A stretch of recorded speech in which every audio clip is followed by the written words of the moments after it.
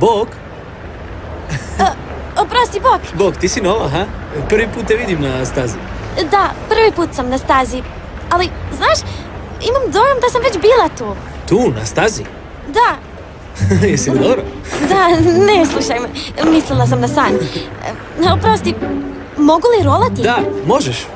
Ali za to ti treba propusnica. Imaš je? Ne, nemam propusnicu. Danas imaš sreće. Gle koliko ih imam. Pošto ti je prvi dan u Jam and Rolleru, poklanjam ti jednu. Kako super, hvala ti. Molim. Oprosti, nisam se predstavila. Ja sam Luna. Ja sam Niko, drago mi je. Ja radim ovdje i zadužen sam za stazu. Tako da računaj na mene za sve što trebaš. Hvala. Dobro zabavu.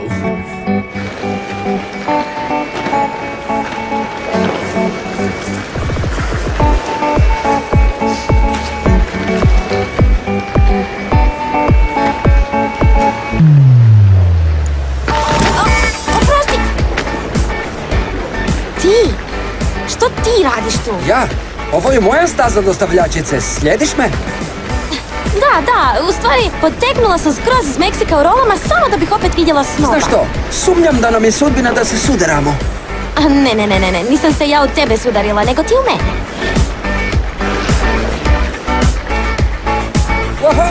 Ej, pazi, ili ću te morati ponovno spašavati. Gle, ti mene očito želiš srušiti na pod. Majde s Bogom! Hej! Što radi dostavljačica u Jam and Rolleru? Jesi li na praznicima? Ne znam, to pitaj svoju curu. Zašto? Što će to meni Amber reći?